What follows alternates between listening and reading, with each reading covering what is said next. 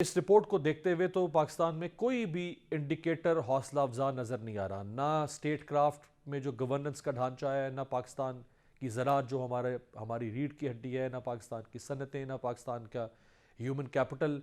तो अगर इस तरह से हम पाकिस्तान को आगे ले जाना चाहते हैं तो हम कैसे लेके जा सकते हैं? पहले तो ये अंडरस्टैंड करते हैं कि अभी पाकिस्तान कहाँ खड़ा है। तो पाकिस्तान के चैलेंजेस एक तो शॉर्ट टर्म के हैं और एक जो डीपर क्राइसिस है जिसका अभी आपने जिक्र किया। देखिए, शॉर्ट टर्म में तो हमें ये इंश्योर करना है कि जो मैक्रो स्टेबिलिटी है वो आए, और वो आईएमएफ के प्रोग्राम में रहते हुए ही आएगी। सो हमें आईएमएफ के साथ चलना है। दूसरी चीज जो डॉलराइजेशन और अफगान ट्रांजिट ट्रेड को संभाल सके। तीसरी चीज ये है कि आप कोशिश करें कि मुल्क में कोई इन्वेस्टमेंट आ सके। पर इन सब चीजों को एम्बेड करना है आपने। अगर आप मुल्क का जो ढांचा है, चाहे वो इकोनॉमिक गवर्नेंस का हो, चाहे वो सोशल गवर्नेंस का हो, चाहे वो पॉलिटिकल गवर्नेंस का हो, उसको ठीक करें। हम डेट इंस्ट्रूमेंट्स पे इन्हिसार करके और एक्सटर्नल पॉलिसी एडवाइस पे इन्हिसार करके इस मुल्क को चलाने की कोशिश कर रहे हैं। और हमने अपनी स्टेट की जो कैपेसिटी है to come up with policy, to come up with a plan, to implement that plan, to steer that plan, वो कमजोर कर दिया है। इसका मतलब है फिर पॉलिटिकल विल जब तक नहीं होगी, जिन्होंने करना है, आप यहाँ बैठ के राय दे सकते हैं, एक तस्वीर दिखा सकते हैं कि साउथ कोरिया क्या है और सिंगापुर क्या है, मैं सवाल कर सकता हूँ, कुछ और लोग ताउन कर सकते हैं इदारे, लेकिन जिन्होंने करना है वो तो पॉलिटिकल विल रखने वाले लोग हैं। तो पॉलिटिकल विल नहीं है इसका मतलब। सो दो चीजें नहीं है। एक तो आई थिंक पॉलिटिकल सतह पर देखिए ना, तीन ही तरीके हैं जिनमें मुल्कों ने तरक्की की है। एक तो यह है कि यहाँ तो पॉलिटिक्स इतनी इवॉल्व हो जाए, पाकिस्तान की जो शऊर है वो इतना बुलंद हो जाए, और उस इवॉल्व्ड पॉलिटिक्स में उनके साथ अपनी टेक्नोक्रेसी भी चल रही हो जो इस चीज को आगे लेकर चले। ये तो एक तरीका है जो कि आइडियल इकोनॉमिक डेवलपमेंट का तरीका है।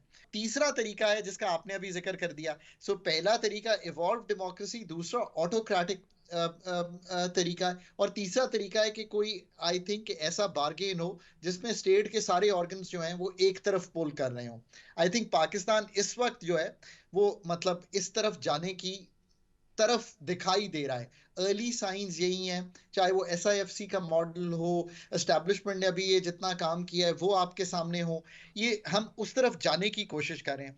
इसके अलावा कोई चारा नहीं है। और अगर कोई ये कहे कि बहुत बड़ा कोई रिफॉर्म हो जाएगा, ऐसा रिफॉर्म पिछले 20 25 30 साल में अटेम्प्ट हो चुका है, ये नहीं हुआ।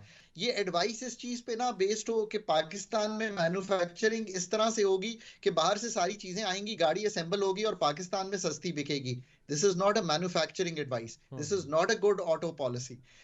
पाकिस्तान की मैन्युफैक्चरिंग 12.5 13% ऑफ जीडीपी रह गई है, इसको वापस 18% पे जाना है। ये पहला लॉन्ग टर्म का जुज है जिसको कलेक्ट करेक्ट करना है। ये सारी बातें पब्लिक डोमेन में भी हैं और at the cost of reputation बहुत सारे लोग इन बातों को बारहा टीवी चैनल्स पर उठाते रहे हैं, जैसे आप इसको उठा रहे हैं। और हमारे पॉलिसी मेकर्स यानी हमारी सियासी जमातें, जो जो मेजर स्टेक होल्डर्स हैं पॉलिटिकल, वो भी इस बात से वाकिफ़ हैं। हमारी ब्यूरोक्रेसी भी ये सारी बातें जानती है, हमारी इस्टेब्लिशमेंट भी ये सारी बातें जानती है।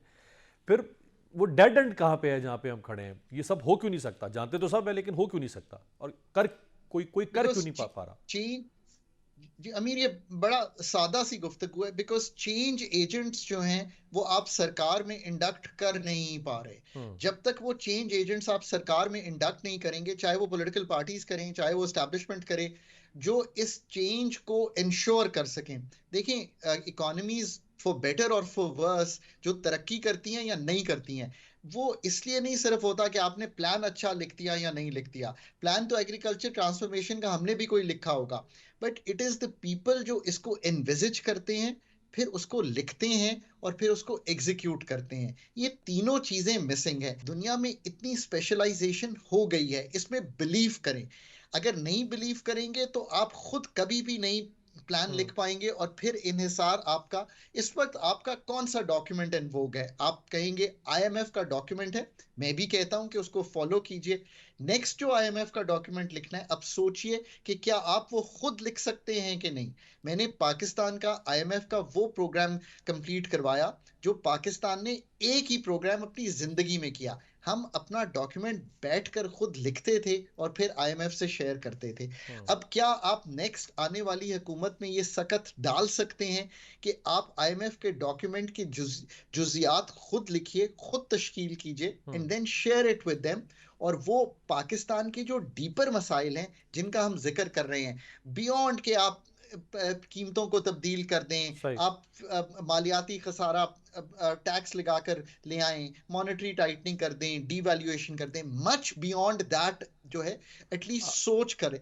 आपको लगता है कि नियर फ्यूचर में यानी चंद हफ्तों में इलेक्शन से पहले कोई आ, ऐसी बड़ी खुशी की खबर आएगी?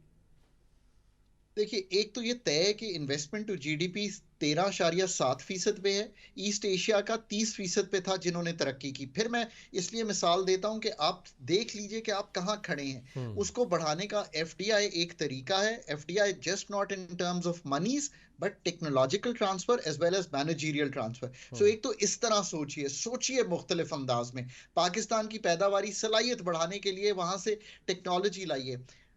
एक चीज के लिए जो न्यूज है वो हो सकती है, वो ये है कि रेको डिक के जो हमारे शेयर्स हैं उसकी एक इवैल्यूएशन कराई गई है और उस इवैल्यूएशन को मिडल ईस्टर्न ममालिक से शेयर किया गया है। सऊदी अरेबिया का इंटरेस्ट है। लेट्स होप कि उस पे मूव कर सकें। हम्म। एमओयूज जो साइन हुए ये एक पहला स्टेप होता है। उसके बाद वो उसको इवैल्यूएट करेंगे, सही। देखेंगे कौन सी अपॉर्चुनिटीज हैं एंड लेट्स होप कि we move on that as well.